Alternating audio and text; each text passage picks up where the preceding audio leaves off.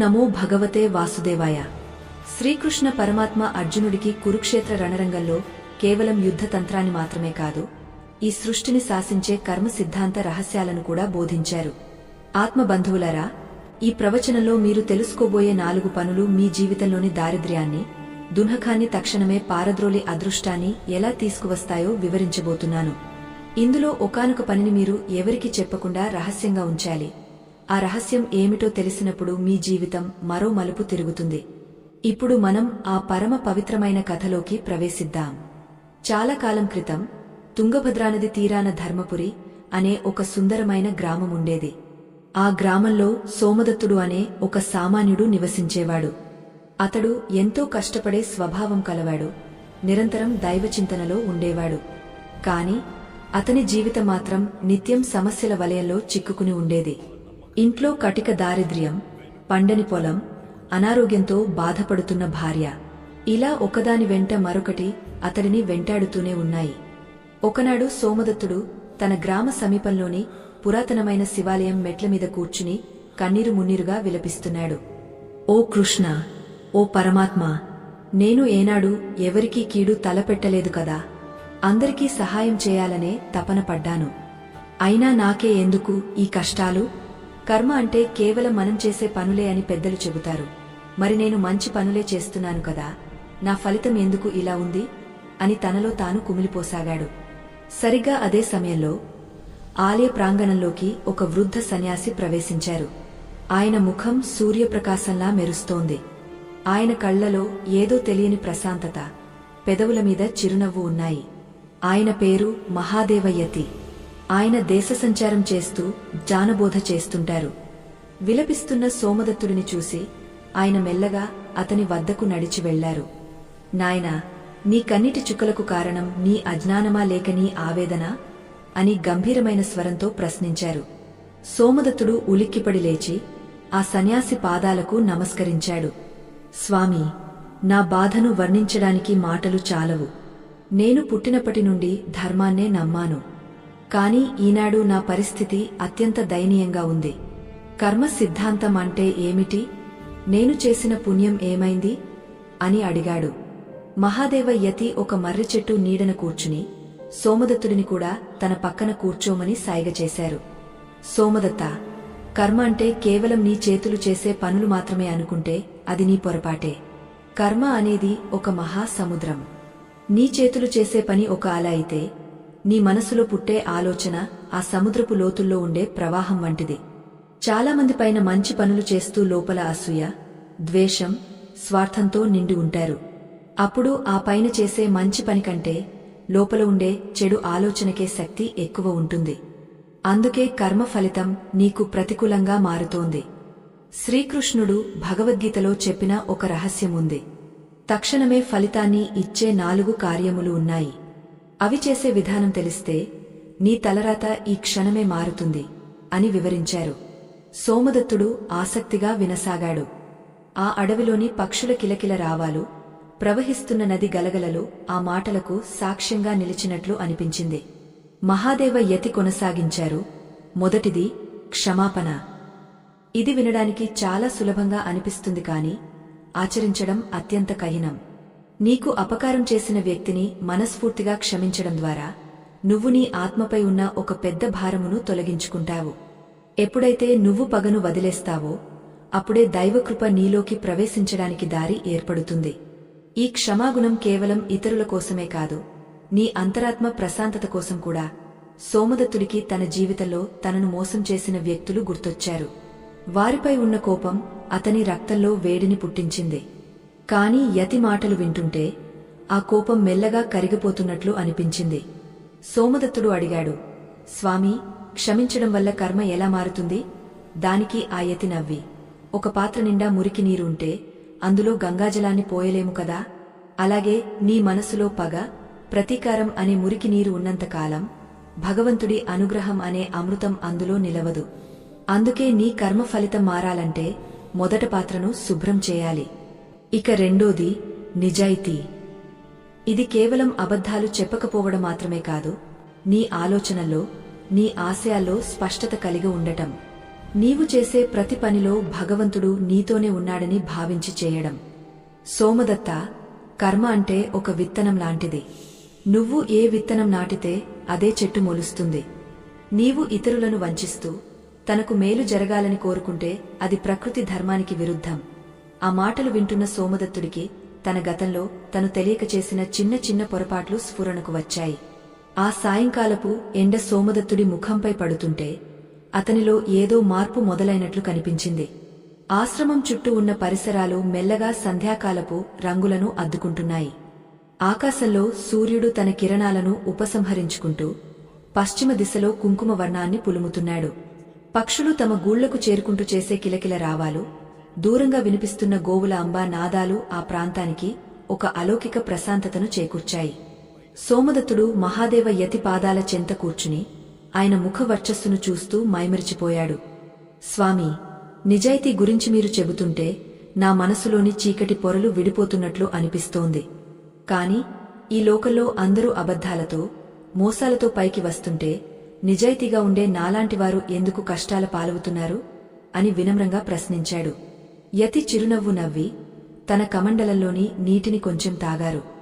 నాయనా సోమదత్త, బయట కనిపిస్తున్న విజయం శాశ్వతం కాదు. కర్మ సిద్ధాంతం అనేది ఒక గడియారం వంటిది. అది తన పనిని తాను చేసుకుంటూ పోతుంది. నీవు చూస్తున్న పైకి రావడం అనేది కేవలం వారి పూర్వపు కర్మల ఫలితం మాత్రమే. కాని ప్రస్తుత క్షణంలో వారు చేస్తున్న అబద్ధపు కర్మలు భవిష్యత్తులో వారిని అధఃపాతాళానికి తొక్కుతాయి. నిజాయితీ అంటే కేవలం నోటితో నిజం చెప్పడం కాదు, నీ ఆత్మకు నువ్వు నమ్మకంగా ఉండటం. భగవంతుడు నీలో ఉన్నాడని తెలిసినప్పుడు నువ్వు చేసే ప్రతి పని ఒక పూజగా మారుతుంది. అప్పుడు ఫలితం గురించి నీకు చింత ఉండదు. శ్రీకృష్ణుడు చెప్పిన మూడవ పని అత్యంత కీలకమైనదే. అదే దానం. దానమా స్వామీ అని ఆశ్చర్యపోయాడు సోమదత్తుడు. తమరు చూస్తున్నారు కదా నా పరిస్థితి. నా ఇంట్లో పూట గడవడమే కష్టంగా ఉంది. ఒక పూట తింటే మరో పూట ఆకలితో అలమటిస్తున్నాను. అలాంటి నేను దానం ఎలా చేయగలను? దానం చేయడానికి ధనం కావాలి కదా అని తన నిస్సహాయతను వ్యక్తం చేశాడు. యతి గంభీరంగా తల ఊపారు. ఇక్కడే అందరూ పొరపడుతుంటారు సోమదత్త. దానం అంటే కేవలం వెండి, బంగారం లేదా డబ్బు ఇవ్వడం మాత్రమే కాదు. సృష్టిలో ప్రతి జీవి దానం చేయగలదు. నీ దగ్గర ధనం లేకపోవచ్చు, కాని నీ దగ్గర మధురమైన మాటలు ఉన్నాయి కదా. ఆకలితో ఉన్న వ్యక్తికి నువ్వు ప్రేమతో పెట్టిన ఒక్క ముద్ద, దాహంతో ఉన్న పక్షికి నువ్వు పోసిన గుక్కెడు నీళ్లు, నిరాశలో ఉన్న వ్యక్తికి నువ్వు ఇచ్చే ధైర్యం, ఇవన్నీ దానాలే. కర్మ ఫలితం నీకు వెంటనే దక్కాలంటే నీవు ఇచ్చే దానిలో స్వార్థం ఉండకూడదు. నువ్వు ఒకరికి సహాయం చేసి దానిని 10 మందికి చెప్పుకుంటే ఆ పుణ్యం అక్కడే కరిగిపోతుంది. కాని ఎవరికీ తెలియకుండా అత్యంత నిగూజంగా చేసే దానానికి ఫలితం అపారంగా ఉంటుంది. సోమదత్తుడు ఆలోచనలో పడ్డాడు. తన పెరట్లో ఉన్న చిన్న బావి దగ్గర నీళ్లు తాగడానికి వచ్చే పిట్టలను చూసి తను ఎప్పుడూ విసుక్కునేవాడు. తన పొరుగున ఉన్న వృద్ధురాలు సహాయం అడిగితే తనకే కష్టాలు ఉన్నాయని తప్పించుకునేవాడు. ఇప్పుడు ఆ యతి మాటలు వింటుంటే తను ఎంతటి సంకుచిత మనస్తత్వంతో ఉన్నాడో అర్థమైంది. స్వామీ, దానం చేయడం వల్ల నా దారిద్ర్యం ఎలా తొలగుతుంది అని అడిగాడు. మహాదేవ యతి లేచి నిలబడి ఎదురుగా ప్రవహిస్తున్న తుంగభద్రానది వైపు చేయి చూపించారు. చూడు సోమదత్త, ఈ నది తన నీటిని తాను తాగుతుందా? లేదు, అది నిరంతరం పంచుతూనే ఉంటుంది. అందుకే అది ఎప్పుడూ స్వచ్ఛంగా ప్రవహిస్తూ ఉంటుంది. ఒక చెట్టు తన పండ్లను తాను తింటుందా? లేదు, అది ఇతరులకే ఇస్తుంది. ప్రకృతిలోని ప్రతి అణువు దానగుణంతో నిండి ఉంది. నీవు ఎప్పుడైతే ఇవ్వడం మొదలు పెడతావో అప్పుడే విశ్వం నీకు ఇవ్వడం ప్రారంభిస్తుంది. ఇది ఒక గొలుసుకట్టు ప్రక్రియ. నీ దగ్గర ఏమీ లేదని నువ్వు భావిస్తే నీ దగ్గర ఏమీ ఉండదు. కాని నీ దగ్గర ఉన్న కొద్దిపాటిని కూడా ఇతరులతో పంచుకుంటే నీవు మానసికంగా ధనవంతుడివి అవుతావు. ఆ మానసిక స్థితి నీ భౌతిక స్థితిని మారుస్తుంది. ఇది కృష్ణ పరమాత్మ బోధించిన పరమ సత్యం. ఆ సమయంలో చీకటి పడుతోంది. గుడిలో సాయంకాలపు హారతి గంటలు వినిపిస్తున్నాయి. ఆ శబ్దం సోమదత్తుడి హృదయంలో ఒక కొత్త చైతన్యాన్ని నింపింది. స్వామీ, 4వ పని గురించి చెప్పండి. మీరు మొదట్లో ఒక రహస్యం గురించి చెప్పారు కదా, ఆ రహస్యమైన పని ఏమిటి అని ఉత్కంఠగా అడిగాడు. మహాదేవ యతి మెల్లగా నడుస్తూ ఆలయ ప్రాకారంలోకి వెళ్లారు. సోమదత్తుడు ఆయనను అనుసరించాడు. నాయనా, 4వ పని చెప్పే ముందు నీకు ఒక చిన్న ఉదాహరణ చెబుతాను. ఒక రైతు పొలంలో విత్తనాలు చల్లుతాడు. ఆ విత్తనం మొలకెత్తే వరకు దానిని మట్టి కింద దాచి ఉంచుతాడు. ఒకవేళ ఆ రైతు ప్రతిరోజూ ఆ మట్టిని తవ్వి విత్తనం ఎంత పెరిగిందో చూస్తూ ఉంటే ఆ మొక్క ఎప్పటికీ పెరగదు. అలాగే కర్మ ఫలితం కూడా. నీవు చేసే మంచి పనిని నీవు ఎంతగా గుప్తంగా ఉంచుతావో అంత గొప్ప ఫలితం దక్కుతుంది. ఈ 4వ పని ఏమిటంటే నిష్కామ సేవ. కాని దీనికంటే ముఖ్యమైన ఒక రహస్యముంది. అది నీవు ఎవరికీ చెప్పకూడని విషయం. సోమదత్తుడికి ఆ ఉత్సుకత తట్టుకోవడం కష్టమైంది. యతిగారు శివలింగం ముందు కూర్చుని కళ్ళు మూసుకున్నారు. ఆ ప్రశాంత వదనంలో ఏదో ఒక దివ్యమైన కాంతి కనిపిస్తోంది. సోమదత్తుడు కూడా అక్కడే కూర్చుని తన మనసును ప్రశాంతం చేసుకోవడానికి ప్రయత్నించాడు. గాలిలో అగరువత్తుల పరిమళం వ్యాపించింది. యతిగారు మెల్లగా కళ్ళు విప్పి సోమదత్తుడి వైపు చూశారు. సోమదత్తా, ఈ రాత్రికి నీవు ఈ ఆలయ మండపంలోనే విశ్రమించు. రేపు ఉదయాన్నే ఆ 4వ రహస్యం గురించి, అలాగే నీ జీవితాన్ని మార్చే అద్భుతమైన మార్గం గురించి వివరిస్తాను. కాని గుర్తుంచుకో, ఈ రాత్రి నీవు నీ మనసులో ఎవరిని ద్వేషించకుండా గడిచిన కాలానికి కృతజ్ఞతతో నిద్రపోవాలి. యతి మాటలకు తల ఊపిన సోమదత్తుడు ఆ చల్లని రాతి నేలమీద పడుకున్నాడు.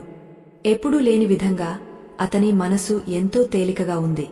తన భార్య అనారోగ్యం, తన అప్పులు, తన కష్టాలు అన్నీ ఆ శివయ్య పాదాల దగ్గర వదిలేసినట్లు అనిపించింది.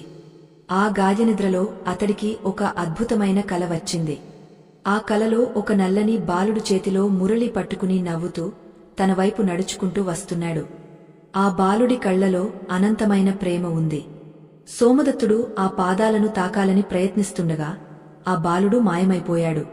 మెలకువ వచ్చి చూసేసరికి తెల్లవారుజామున బ్రహ్మముహూర్తం మొదలైంది. తెల్లవారుజామున బ్రహ్మముహూర్తపు వేళలో ప్రకృతి అంతా ఒక వింతైన నిశ్శబ్దంలో మునిగ ఉంది. ఆకాశం ఇంకా నల్లగానే ఉన్నప్పటికీ తూర్పు దిక్కున మసక మసకగా వెలుగు రేఖలు కనిపిస్తున్నాయి. గుడి ఆవరణలోని పారిజాత వృక్షం నుండి రాలిన పూలు నేలంతా పరుచుకుని గాలికి అద్భుతమైన సువాసనలను వెదజల్లుతున్నాయి.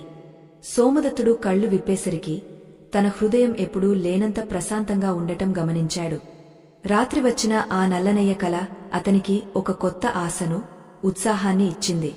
పక్కనే చూస్తే మహాదేవ యతి అప్పటికే స్నానాదులు ముగించుకుని ఒక రాతి పీకంపై కూర్చుని ధ్యానంలో మునిగిపోయి ఉన్నారు.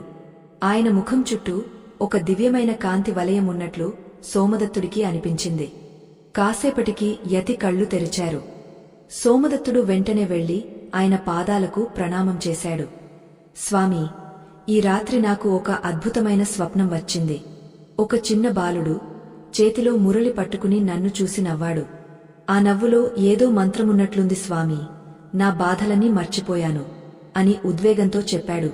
యతిగారు చిరునవ్వు చిందిస్తూ, నాయనా సోమదత్త, శ్రీకృష్ణ పరమాత్మ నీ హృదయ ద్వారాలను తడుతున్నాడనడానికి అది ఒక సంకేతం.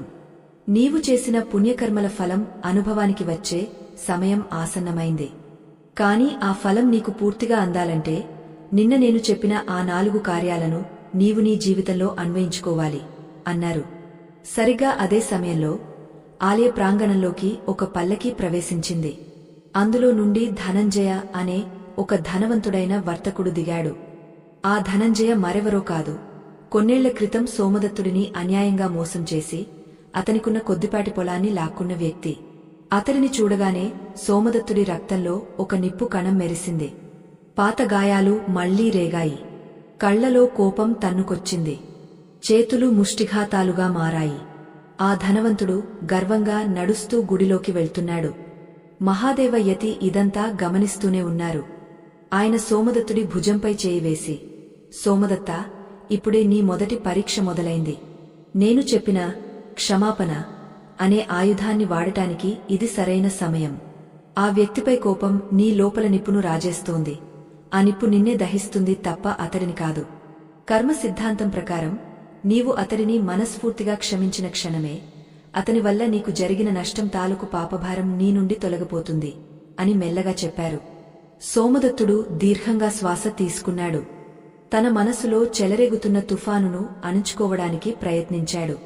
అతడు నన్ను రోడ్డున పడేశాడు, నా భార్య మందుల కోసం డబ్బుల్లేక ఇబ్బంది పడటానికి కారణం అతడే అని మనసు ఘోషిస్తోంది. కాని యతిగారి ప్రశాంతమైన చూపులు అతడికి ధైర్యాన్ని ఇచ్చాయి. సోమదత్తుడు కళ్ళు మూసుకుని, కృష్ణ, ఈ వ్యక్తిని నేను క్షమిస్తున్నాను.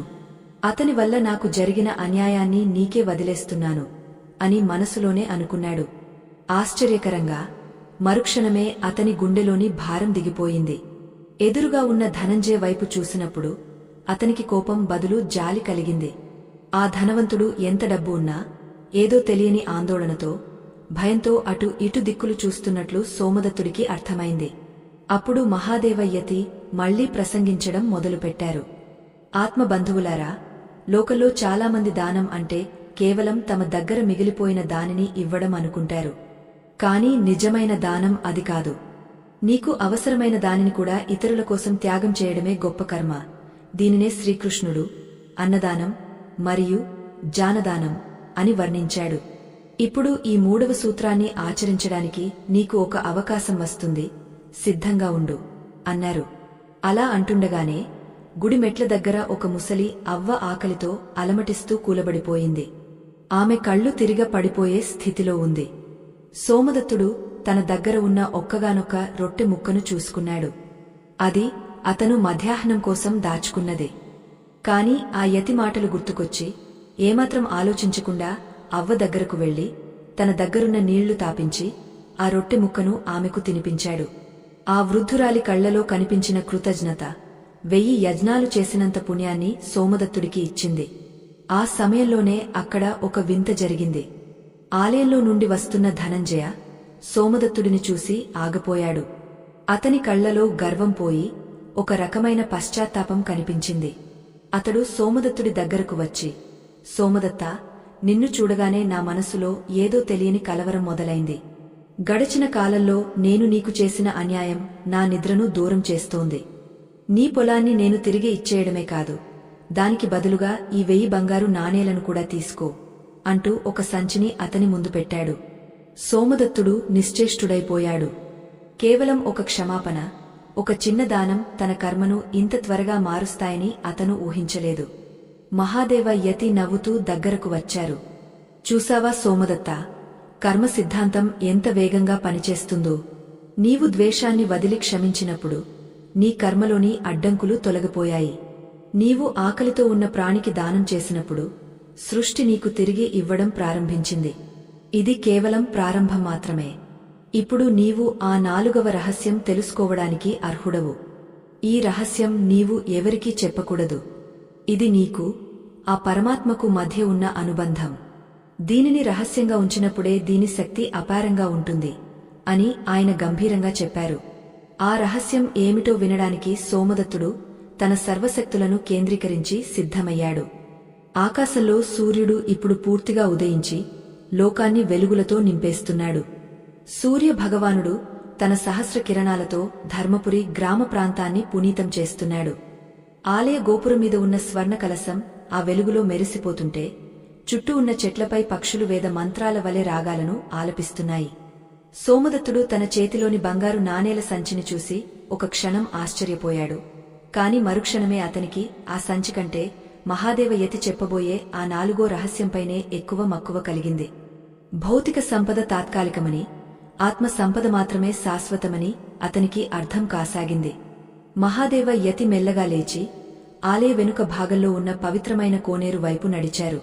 ఆ కోనేరు నీరు నీలంగా, స్వచ్ఛంగా ఉంది. యతిగారు గంభీరంగా మాట్లాడటం మొదలుపెట్టారు. సోమదత్తా, ఇప్పటివరకు నువ్వు క్షమాపణ, నిజాయితీ మరియు దానం గురించి తెలుసుకున్నావు. ఈ 3 కార్యాలు నీ కర్మను ప్రక్షాళన చేస్తాయి. కాని ఇప్పుడు నేను చెప్పబోయే 4వ పని అత్యంత శక్తివంతమైనది. దీనిని గుప్త కర్మ అంటారు. అంటే నువ్వు చేసే అత్యుత్తమమైన పనిని నీ కుడి చేతితో చేస్తే ఎడమ చేతికి కూడా తెలియకూడదు.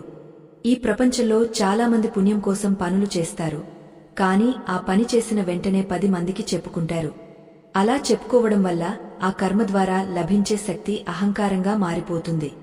అహంకారం ప్రవేశించిన చోట పరమాత్మ నిలవడు. అందుకే శ్రీకృష్ణుడు అర్జునుడికి చెబుతూ, ఓ పార్థ, ఫలితాన్ని ఆశించకుండా చేసే పని కంటే రహస్యంగా చేసే సేవకు ఫలితం అపారంగా ఉంటుంది అని బోధించాడు. సోమదత్తుడు ఆశ్చర్యంగా వింటున్నాడు. స్వామీ, రహస్యంగా ఉంచడం వల్ల కలిగే ప్రయోజనమేమిటి అని అడిగాడు. యతిగారు కోనేటి నీటిలో ఒక చిన్న రాయిని వేశారు. ఆ రాయి నీటిలోకి వెళ్లగానే అలలు పుట్టి మళ్లీ నీరు నిశ్శబ్దంగా మారిపోయింది. చూడు నాయనా, ఈ రాయి నీటిలో కలిసినట్లుగానే నీ మంచి పనులు సృష్టిలో కలిసిపోవాలి. నువ్వు ఎవరికైనా సహాయం చేసినప్పుడు లేదా ఎవరినైనా ఆదుకున్నప్పుడు ఆ విషయం నీ మనసులోనే ఒక రహస్య నిధిలా దాచుకోవాలి. ఆ రహస్యాన్ని నువ్వు ఎంతగా కాపాడితే నీ ఆత్మ అంతగా బలపడుతుంది. ఇతరులకు చెప్పడం వల్ల నీలోని నేను అనే భావం పెరుగుతుంది. కాని రహస్యంగా ఉంచడం వల్ల నీలోని దైవత్వం పెరుగుతుంది. ఇది నీ వ్యక్తిగత జీవిత రహస్యం. ఈ 4వ పనిని ఆచరించే వ్యక్తికి కర్మ ఫలితం తక్షణమే దక్కుతుంది. ఎందుకంటే అక్కడ అహంకారానికి తావులేదు. ఆత్మ బంధువులారా, ఆలోచించండి. మనం చేసే ప్రతి చిన్న మంచి పనిని సామాజిక మాధ్యమాల్లోనో లేదా నలుగురి మధ్యలోనో గొప్పగా చెప్పుకోవాలని తపిస్తుంటాం. కాని నిజమైన ఆధ్యాత్మిక ఉన్నతి రహస్యంలోనే ఉంది. మహాదేవ యతి కొనసాగస్తూ, సోమదత్త, నీవు ఇప్పుడు ధనవంతుడివి అయ్యావు. నీ పొలం నీకు దక్కింది. కాని ఈ సంపద నీ కర్మకు పరీక్ష మాత్రమే. ఇప్పుడు నువ్వు ఈ 4 పనులను ఎలా ఆచరిస్తావో అన్నదే ముఖ్యం. నీవు నీ పొలంలో పండించే పంటలో కొంత భాగాన్ని ఎవరికీ తెలియకుండా పేదలకు పంచు. నీ ఇంటికి వచ్చే అతిథికి పెట్టే భోజనం గురించి ఎక్కడా ప్రస్తావించకు. నీవు ఎవరినైనా క్షమిస్తే ఆ క్షమాపణను నీ గొప్పదనంగా చెప్పుకోకు. అప్పుడే ఈ కర్మ సిద్ధాంతం నీ జీవితాన్ని ఒక నందనవనంలా మారుస్తుంది అని సెలవిచ్చారు. సోమదత్తుడు యతిగారి పాదాలకు సాష్టాంగ నమస్కారం చేశాడు. అతని కళ్ల నుండి ఆనంద బాష్పాలు రాలాయి. ఇన్నాళ్లు తను పడిన కష్టాలు, ఆవేదనలు అన్నీ ఒక గొప్ప పాకెంలా అనిపించాయి. స్వామీ, కర్మ అంటే కేవలం శ్రమ అనుకున్నాను. కాని అది ఒక జీవన యోగమని ఈరోజు తెలుసుకున్నాను. నా మనసులో ఉన్న కల్మషం అంతా కడిగవేయబడింది. నేను ఈ క్షణం నుండి ఈ 4 సూత్రాలను పాటిస్తానని ప్రమాణం చేస్తున్నాను అన్నాడు. యతిగారు అతనిని ఆశీర్వదిస్తూ, నాయనా, ఇది కేవలం నీకే కాదు, ఈ ప్రపంచంలో దున్హకించే ప్రతి మానవుడికి శ్రీకృష్ణుడు ఇచ్చిన సందేశం. ఆలోచన కర్మగా మారుతుంది, కర్మ అలవాటుగా మారుతుంది, అలవాటు గుణంగా మారుతుంది, ఆ గుణమే మనిషి తలరాతను మారుస్తుంది. కాబట్టి నీ ఆలోచనలను పవిత్రంగా ఉంచుకో అని హితవు పలికారు. గ్రామంలోకి తిరిగి వెళ్తున్న సోమదత్తుడి నడకలో ఇప్పుడు ఒక స్థిరత్వముంది. అతని ముఖంలో ఒక తేజస్సు కనిపిస్తోంది. దారిలో అతనికి ఎంతో మంది పాత పరిచయస్థులు ఎదురయ్యారు. కొందరు అతడిని హేళన చేసిన వారు కూడా ఉన్నారు. కాని సోమదత్తుడు వారిని చూసి కోప్పడలేదు. సరే కదా, కరుణతో నిండిన చిరునవ్వును చిందించాడు. తన ఇంటికి చేరుకోగానే అనారోగ్యంతో మంచాన ఉన్న భార్య సుమతిని చూశాడు. ఆమె ముఖం పాలిపోయి ఉంది. సోమదత్తుడు ఆమె దగ్గరకు వెళ్లి ఆ యతిగారు చెప్పిన మాటలను, ఆ కర్మ రహస్యాలను మెల్లగా వివరించాడు. ఆమె కళ్లలో ఒక కొత్త వెలుగు కనిపించింది. భౌతికమైన మందుల కంటే ఆధ్యాత్మిక శక్తి ఆమెలో తక్షణమే ఒక మార్పును తీసుకువచ్చింది. సోమదత్తుడు తన దగ్గరున్న బంగారు నాణేలను చూపిస్తూ, సుమతి, ఇది మనకు దైవం ఇచ్చిన ప్రసాదం. కాని ఇందులో మన అవసరాలకు పోను, మిగిలినది ఆ పరమాత్మ సేవలోనే వినియోగించాలి. ముఖ్యంగా ఆ 4వ రహస్యం గుర్తుంచుకో, మనం చేసే ఏ సహాయమైనా లోకానికి తెలియకూడదు అన్నాడు. సుమతి ఆనందంతో తల ఊపింది. ఆ రోజు నుండి వారి ఇల్లు ఒక పుణ్యక్షేత్రంలా మారింది.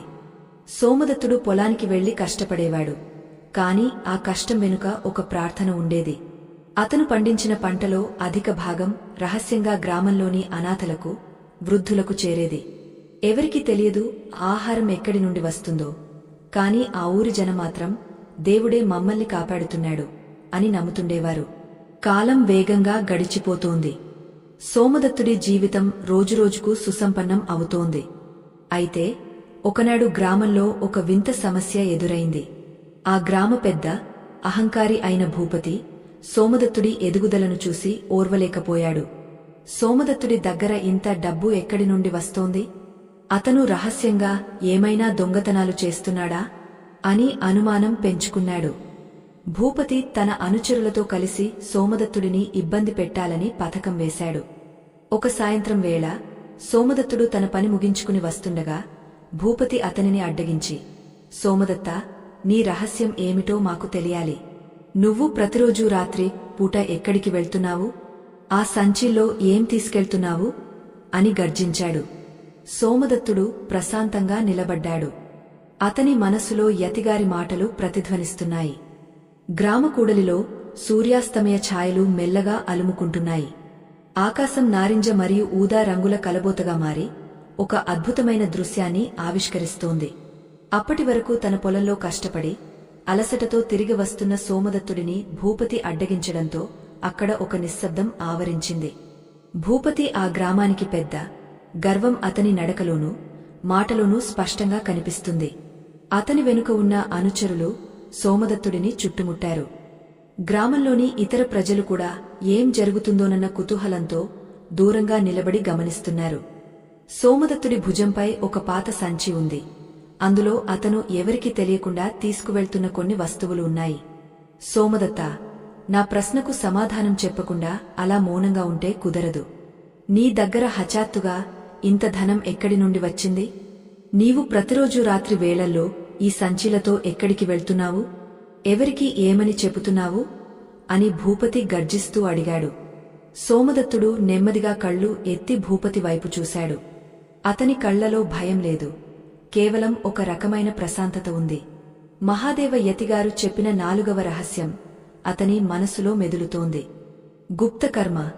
తాను చేసే మంచి పనిని ప్రపంచానికి చాటి చెప్పకూడదు.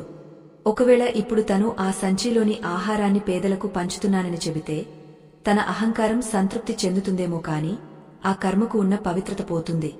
అయ్యా భూపతిగారు, నేను చేసే పనులన్నీ ధర్మబద్ధమైనవే.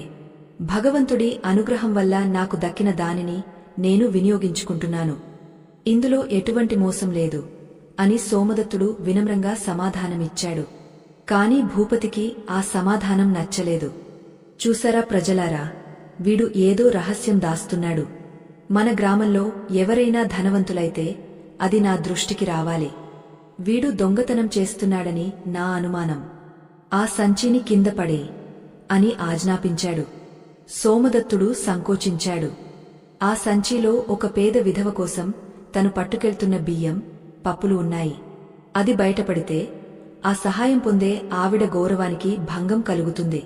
ఇక్కడే సోమదత్తుడికి కృష్ణ పరమాత్మ బోధించిన నిజాయితీ మరియు ఓర్పు పరీక్షకు నిలబడ్డాయి.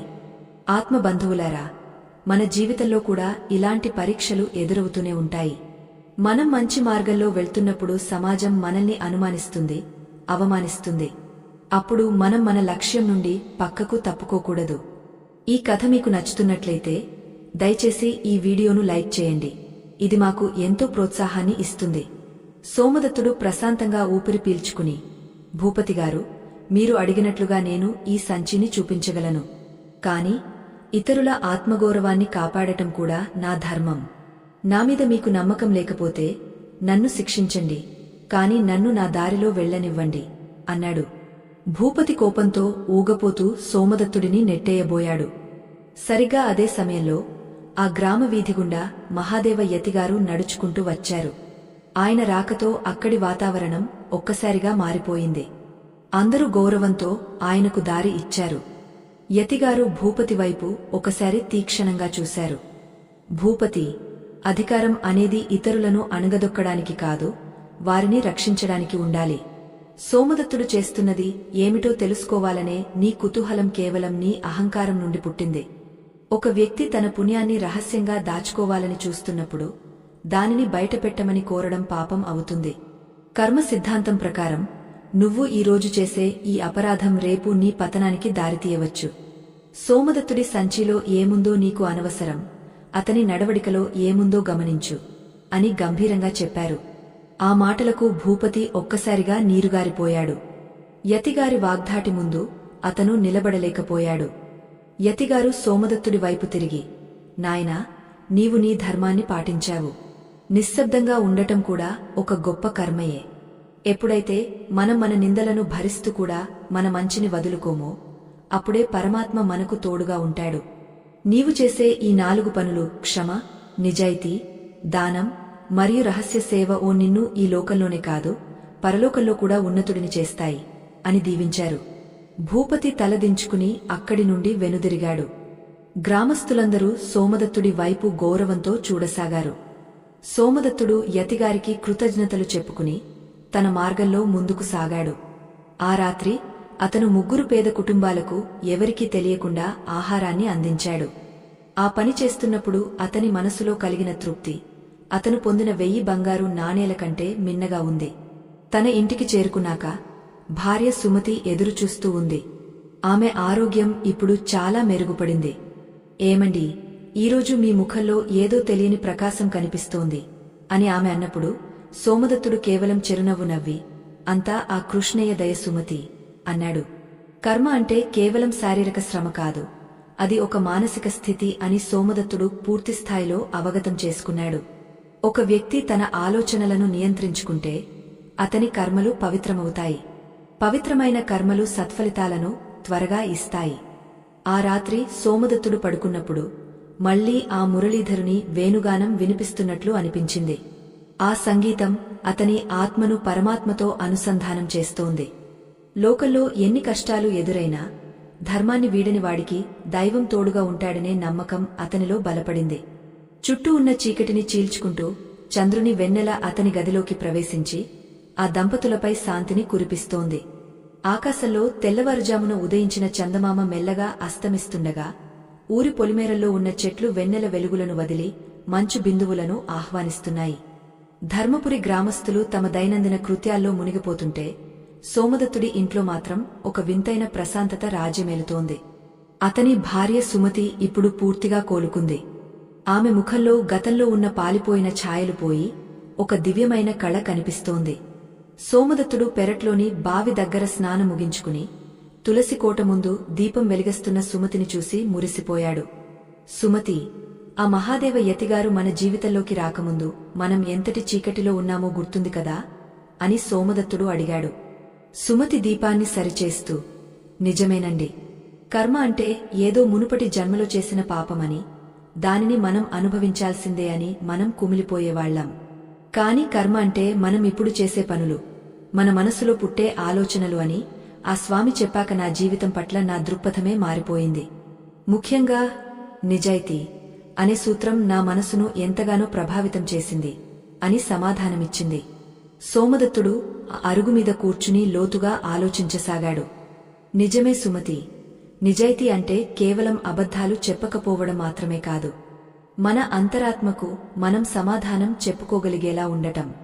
ఈ రోజుల్లో మనుషులు బయటకు ఒకలా, లోపల ఒకలా ఉంటున్నారు. ఆ ద్వంద్వ ప్రవృత్తి వల్ల కలిగే మానసిక ఆందోళనే వారి కర్మను చెడగొడుతోంది. మనం చేసే ప్రతి ఆలోచన ఒక శక్తి రూపంలో ఈ విశ్వంలోకి వెళ్తుందని, అది తిరిగా మన దగ్గరికే చేరుతుందని శ్రీకృష్ణ పరమాత్మ బోధించారు. అందుకే మనం ఎవరికీ కీడు తలపెట్టకపోయినా మనసులో ఒకరి గురించి చెడుగా ఆలోచిస్తే అది కూడా కర్మగా మారి మనల్ని చుట్టుముడుతుంది అని వివరించాడు. ఆ సమయంలో గ్రామ వీధిలో ఒక వింత గందరగోళం వినిపించింది. ఒక విదేశీ వర్తకుడు తన గుర్రపు బండితో అక్కడికి చేరుకున్నాడు. అతని పేరు విక్రమసేనుడు. అతను ఎంతో విలాసవంతమైన దుస్తులు ధరించి ఉన్నాడు. కాని అతని కళ్లలో మాత్రం ఒక రకమైన ఆతృత, అలజడి కనిపిస్తున్నాయి. అతను సోమదత్తుడి ఇంటి ముందు ఆగా. అయ్యా, మీరు సోమదత్తులేనా? మీ గురించి పొరుగు గ్రామాల్లో ఎంతో విన్నాను. మీరు ఎంతో నిజాయితీపరులని, ధర్మబద్ధంగా వ్యవహరిస్తారని తెలిసింది. నా దగ్గర ఒక అద్భుతమైన వ్యాపార ప్రతిపాదన ఉంది. దీనివల్ల మీరు రాత్రికి రాత్రే మీకున్న సంపదను 10 చేసుకోవచ్చు అని ప్రలోభపెట్టాడు. సోమదత్తుడు చిరునవ్వుతో అతనిని ఆహ్వానించాడు. అయ్యా విక్రమసేనగారు, లోకంలో కష్టం లేకుండా వచ్చే ఫలితం ఎప్పుడూ విషం లాంటిది. ధర్మబద్ధంగా రాని సంపద నిలవదు. మీ ప్రతిపాదన ఏమిటో చెప్పండి, అది నీతివంతమైనదైతే తప్పకుండా ఆలోచిద్దాం అన్నాడు. విక్రమసేనుడు మెల్లగా సోమదత్తుడి చెవిలో, మరేమీ లేదయ్యా, మా దేశం నుండి వచ్చే నాణ్యత లేని ధాన్యానికి మీ గ్రామంలో ఉన్న ధాన్యం ముద్రవేసి విక్రయించాలి. దీనివల్ల ఎవరికీ నష్టం లేదు, కేవలం కొంచెం లాభం ఎక్కువ వస్తుంది. ఆ లాభంలో సగం మీకు ఇస్తాను అని రహస్యంగా చెప్పాడు. సోమదత్తుడికి ఆ క్షణం మహాదేవ యతిగారు చెప్పిన కర్మ సిద్ధాంతం గుర్తుకొచ్చింది. నిజాయితీ అనేది పరీక్షకు నిలబడే సమయమిది. ఒకవేళ తను ఆ